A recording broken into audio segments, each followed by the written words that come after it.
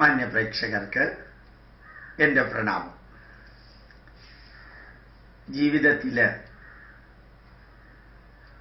പകർത്താവുന്ന വളരെ നല്ല ഒരു സന്ദേശമാണ് ശ്രീനാരായണ ഗുരുദേവൻ നമുക്ക് നൽകിയ 2 വരികൾ.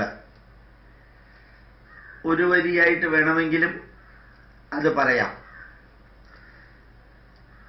ആലുവ അദ്വൈതാശ്രമത്തിൽ നൂറ്റാണ്ടിനു മുമ്പ് ഒരു അന്തർദേശീയ മതസമ്മേളനം നടത്തിയപ്പോൾ അതിൻ്റെ ബാനറിലായിരുന്നു ശ്രീനാരായണ ഗുരുദേവൻ ഇത് എഴുതിയത്. ഇന്നലെ അരുവിപ്പുറത്ത് ചെന്ന് കുറേ നേരം ഇരുന്ന് അവിടുത്തെ മാറ്റങ്ങളൊക്കെ ശ്രദ്ധിച്ചപ്പോൾ തോന്നി ഇന്ന് ഇത് നിങ്ങളോട് പറയണമെന്ന്. ഗുരുദേവൻ പറഞ്ഞത് വാദിക്കാനും ജയിക്കാനുമല്ല, അറിയാനും അറിയിക്കാനും. എത്ര ഉജ്ജ്വലമായിട്ടുള്ളൊരു സന്ദേശമാണ്. ശരിക്ക് മഹാഭാരതം മുഴുവനും നോക്കിയാലും രാമായണം മുഴുവനും നോക്കിയാലും പുരാണങ്ങളിലെ ഓരോ കഥ നോക്കിയാലും അവിടെയെല്ലാം ആ കഥാപാത്രങ്ങളോ ചരിത്ര പുരുഷന്മാരോ തുറന്ന മനസ്സുള്ളവരായിരുന്നു, അല്ലെങ്കിൽ തുറന്ന മനസ്സുള്ളവരായിട്ടാണ് അവതരിപ്പിച്ചിരിക്കുന്നത്. അവിടെ വാദിക്കാനും ജയിക്കാനും അല്ല, നല്ലതുണ്ടെങ്കിൽ എടുക്കുക,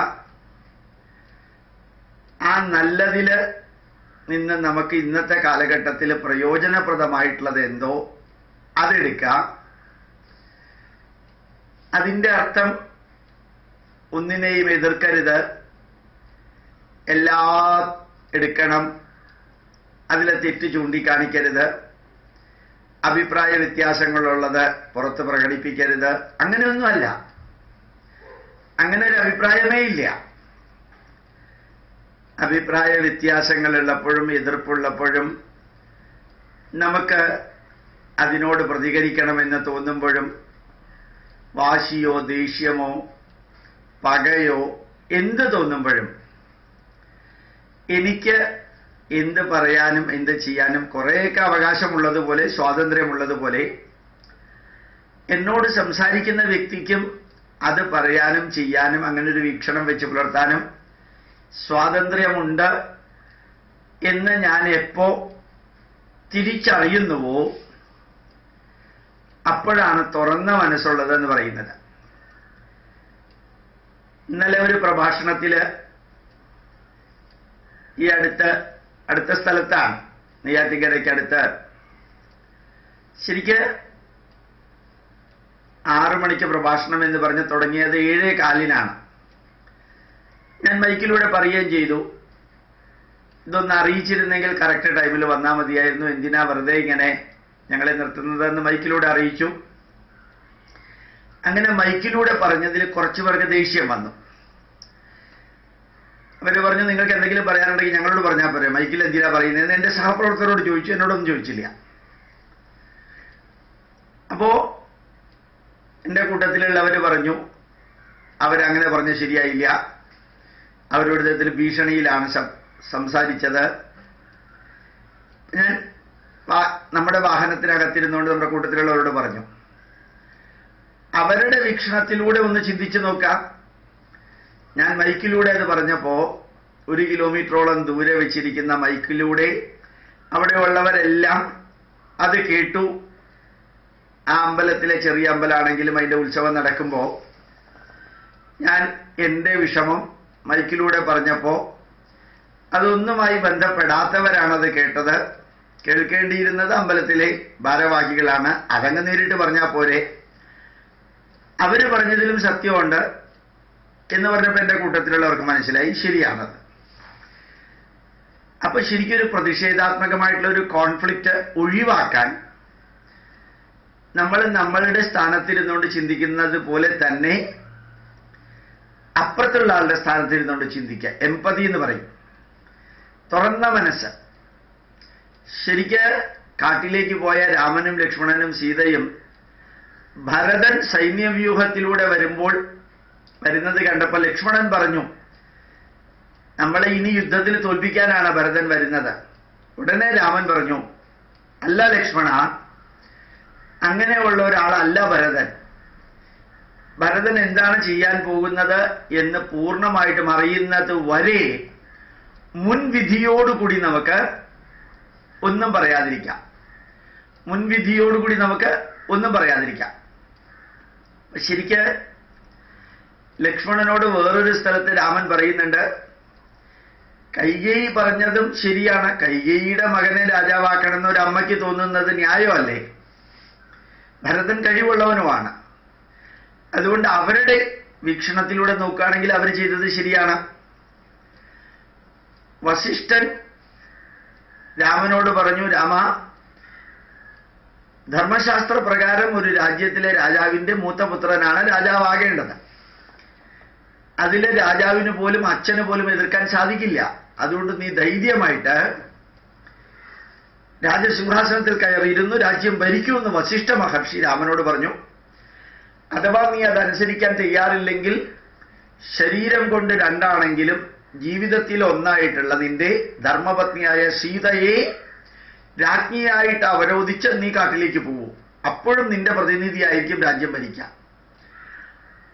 അപ്പൊ യഥാർത്ഥത്തിൽ രാമൻ ലക്ഷ്മണനോടും ബാക്കിയുള്ളവരോടും പറഞ്ഞു, ഗുരുവായിട്ടുള്ള വസിഷ്ഠൻ അങ്ങനെ പറയാനുള്ള സ്വാതന്ത്ര്യമുണ്ട്. അത് തിരസ്കരിക്കാനുള്ള സ്വാതന്ത്ര്യം എനിക്കുമുണ്ട്. സ്വീകരിക്കാതിരിക്കാനുള്ള സ്വാതന്ത്ര്യം എനിക്കുമുണ്ട്. ശക്തമായ രീതിയിൽ ജാബാലി എന്നോ മറ്റോ പേരുള്ള ഒരു മഹർഷി പറഞ്ഞു, രാമ, നിന്റെ അച്ഛന് വാർദ്ധക്യ സഹജമായ മാനസിക രോഗമാണ്. അങ്ങനെ പിടിച്ച് ജയിലിലിട്ട് നീ രാജാവാകുക. ശരിക്കും രാമന് ദേഷ്യം വന്നു. അദ്ദേഹത്തിനെ കൊല്ലാൻ വരെ രാമൻ പോയി എന്നാണ് രാമായണത്തിൽ പറയുന്നത്. പക്ഷെ ഉടനെ രാമൻ തിരിച്ചറിഞ്ഞു, ഒരു ചാർവാക മഹർഷിയുടെ കപ്പാസിറ്റിയുള്ള ജാബാലി എന്ന് പറയുന്ന മനുഷ്യൻ, ജാബാലി എന്നാണ് പേരെന്നാണ് എനിക്ക് തോന്നുന്നത് കേട്ടോ, ചാർവാക സ്കൂൾ ഓഫ് തോട്ട്സിൽ, അതായത് എല്ലാത്തിനെയും എതിർക്കുകയും പുച്ഛിക്കുകയും ചെയ്യുന്ന ഒരു വിഭാഗം, ആ ശാഖയിൽപ്പെട്ട സന്യാസിക്ക്, ആ മഹർഷിക്ക് അങ്ങനെ പറയാനുള്ള സ്വാതന്ത്ര്യമുണ്ട്. പക്ഷെ ഇത് സ്വീകരിക്കണോ വേണ്ടയോ എന്ന് തീരുമാനിക്കാനുള്ള സ്വാതന്ത്ര്യം എനിക്കാണ്. ഈ തുറന്ന മനസ്സ് ഭാരതീയർക്ക് ഉണ്ടായിരുന്നത് കൊണ്ടാണ് ഒരു പുരാണത്തിന് പകരം 18 പുരാണങ്ങളും 18 ഉപപുരാണങ്ങളും ഉണ്ടായത്. ഒരു വേദത്തിന് പകരം 4 വേദങ്ങളും അവയ്ക്ക് ഓരോ ശാഖകളും ഉണ്ടായത്. ഒരു ബ്രാഹ്മണ ഗ്രന്ഥത്തിന് പകരം 18 ബ്രാഹ്മണ ഗ്രന്ഥം ഉണ്ടായത്. ഒരു ആരണ്യകത്തിന് പകരം 11 ആരണ്യകം ഉണ്ടായത്. ഒരു ഉപനിഷത്തിന് പകരം 108 ഉപനിഷത്തുക്കൾ ഉണ്ടായത്. അതുപോലെ തന്നെ 6 വേദാംഗങ്ങളിൽ ഓരോ വേദാംഗത്തിനും 18 പുസ്തകങ്ങൾ വീതം ഉണ്ടായത് സ്വതന്ത്രമായിട്ട് നിങ്ങൾക്ക് ചിന്തിച്ച് നിങ്ങളുടെ വീക്ഷണം എഴുതാൻ ഒരാളും എതിർത്തിരുന്നില്ല എന്നുള്ളതുകൊണ്ടാണ്. ഇൻസിഡന്റലി ഇത് പറയുമ്പോൾ ഇന്നലെ ഒരു ബെഞ്ചമിൻ എന്ന് പറയുന്ന ഒരാള് യൂട്യൂബിൽ എഴുതിയിരുന്നു, ഇത്രയും അധികം വേദങ്ങളും ഗ്രന്ഥങ്ങളും ഒക്കെ പഠിക്കുന്നതിന് പകരം എല്ലാ വേദങ്ങളുടെയും സത്തുള്ള ഒരു പുസ്തകം പോരെ, എന്തിനാ ഇത്രയധികം പുസ്തകം? ഞാനതിന് മറുപടി കൊടുത്തു, വിവിധ തരത്തിലുള്ള കാറുകൾ എന്തിനാ, ഒരു കാറ് പോരെ? വിവിധ തരത്തിലുള്ള വീടുകൾ എന്തിനാ, ഒരു വീട് പോരെ? വിവിധ തരത്തിലുള്ള സിനിമ എന്തിനാ, ഒരു സിനിമ പോരെ? ഒരു തരത്തിലുള്ള പാട്ട് പോരെ? ഒരു തരത്തിലുള്ള കറി പോരെ? ഒരു വീട്ടിലുള്ളവർക്ക് എല്ലാവർക്കും കൂടി ഒരു ഭാര്യ പോരെ? അല്ലെങ്കിൽ വീട്ടിലുള്ള പെണ്ണുങ്ങൾക്ക് എല്ലാവർക്കും കൂടി ഒരു ഭർത്താവ് പോരെ? എന്തിനാ ഇത്രയധികം? ഓരോരുത്തർക്കും ഓരോന്ന് എന്തിനാ? ഓരോരുത്തർക്കും ഓരോന്നിനും ഇഷ്ടപ്പെടുന്നത് എന്തിനാ? എല്ലാത്തിനും കൂടി ചേർത്തിട്ട് ഒരെണ്ണം പോരെ? ഒരു സിനിമ, ഒരു പാട്ട്, ഒരു കറി, ഒരു പുസ്തകം, ഒരു നോവല്, അങ്ങനെ എല്ലാം ഒന്ന് പോരെ? എന്തിനാ ഇത്രയധികം? ഈ ഇത്രയധികം ഉണ്ടാവണമെങ്കിൽ അതിന് സ്വതന്ത്രമായി ചിന്തിക്കാനുള്ള സ്വാതന്ത്ര്യം എനിക്കുള്ളതുപോലെ മറ്റുള്ളവർക്കുമുണ്ട് എന്ന് മനസ്സിലാവണം. അപ്പൊ എന്റെ പുസ്തകം മാത്രം ശരി, എന്റെ ദൈവം മാത്രം ശരി, എന്റെ വഴി മാത്രം ശരി, എന്റെ ചിഹ്നം മാത്രം ശരി, അതല്ലാതെ മറ്റൊന്നിലൂടെ പോയാൽ നരകം വരും എന്നൊക്കെ പറയുന്നതാണ് അടഞ്ഞ മനസ്സിന്റെ ലക്ഷണം. എന്റെ ആശയത്തോട് ചേരാത്തവരെ കൊല്ലുക, എതിർക്കുക. ഇത് രാഷ്ട്രീയത്തിലായാലും മതത്തിലായാലും ജാതിയിലായാലും രാജ്യത്തിലായാലും അത് ഈ നാട്ടിൽ ഉണ്ടായിരുന്നില്ല എന്ന് ഞാൻ പറയുമ്പോൾ ഉണ്ടായിരുന്നു എന്ന് സ്ഥാപിക്കാൻ എക്സാമ്പിൾ എടുക്കുന്നവരുണ്ടാവാം, അവർക്ക് അതിനുള്ള സ്വാതന്ത്ര്യമുണ്ട്. പക്ഷെ ഈ നാട്ടിൽ ഉണ്ടായിരുന്നില്ല എന്നുള്ളതിന് ഏറ്റവും വലിയ തെളിവാണ് മറ്റെല്ലാ സംസ്കാരങ്ങളും മണ്ണടിഞ്ഞിട്ടും ഈ സംസ്കാരം മാത്രം മണ്ണടിഞ്ഞില്ല.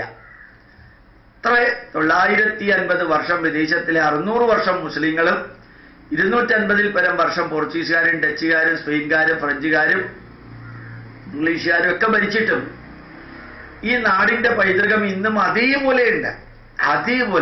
കാരണം സ്വതന്ത്രമായി ചിന്തിക്കാനുള്ള മനസ്സ്. ഞാൻ നിങ്ങളോട് എല്ലാവരോടും അപേക്ഷിക്കുന്നു, എനിക്ക് നിങ്ങളെ വേദനിപ്പിക്കാൻ സ്വാതന്ത്ര്യമുണ്ടെങ്കിൽ നിങ്ങൾക്ക് എന്നെ വേദനിപ്പിക്കാൻ സ്വാതന്ത്ര്യമുണ്ട്. നിങ്ങൾ പറയുന്നതിനെ എനിക്ക് എതിർക്കാൻ സ്വാതന്ത്ര്യമുണ്ടെങ്കിൽ ഞാൻ പറയുന്നതിനെ നിങ്ങൾക്ക് എതിർക്കാൻ സ്വാതന്ത്ര്യമുണ്ട്. നിങ്ങൾ പറയുന്നത് തെറ്റാണെന്ന് ചൂണ്ടിക്കാണിക്കാൻ എനിക്ക് സ്വാതന്ത്ര്യമുണ്ടെങ്കിൽ ഞാൻ പറയുന്നത് തെറ്റാണെന്ന് ചൂണ്ടിക്കാണിക്കാൻ നിങ്ങൾക്ക് സ്വാതന്ത്ര്യമുണ്ട്. നിങ്ങളെ എതിർക്കാനും നിങ്ങൾക്ക് എന്നെ എതിർക്കാനും സ്വാതന്ത്ര്യമുണ്ട്. എനിക്ക് എൻ്റെ വീക്ഷണം വെച്ച് പുലർത്താനും നിങ്ങൾക്ക് നിങ്ങളുടെ വീക്ഷണം വെച്ച് പുലർത്താനും സ്വാതന്ത്ര്യമുണ്ട്.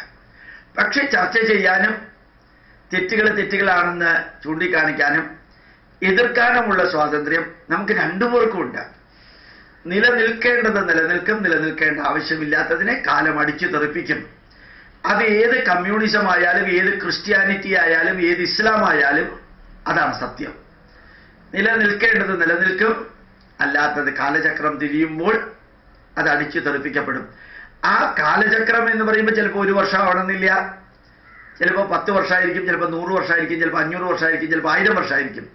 ഒരു 10,000 വർഷത്തെ പാരമ്പര്യമുള്ള ഭാരതീയ സംസ്കാരം ഇന്നും അന്നും എന്നും നിലനിൽക്കാൻ കാരണം, ഇന്ന് വീണ്ടും തഴച്ചു വളരാൻ കാരണം, അത് പ്രകൃതിക്കും സമൂഹത്തിനും കുടുംബത്തിനും വ്യക്തിക്കും മനസ്സിനും തുറന്ന ഒരു വീക്ഷണം കൊടുക്കുന്നത് കൊണ്ടും ആരൊക്കെ എതിർത്താലും എതിർക്കുന്നവരില്ലാതെയാവുന്നതല്ലാതെ എതിർപ്പില്ലാതെയാവുന്നതല്ലാതെ ഈ ധന്യമായിട്ടുള്ള വീക്ഷണങ്ങളും ചിന്താധാരയും ഇല്ലാതെയാവുന്നില്ല. കാരണം തുറന്ന മനസ്സ്. പ്രണാമം, നമസ്കാരം.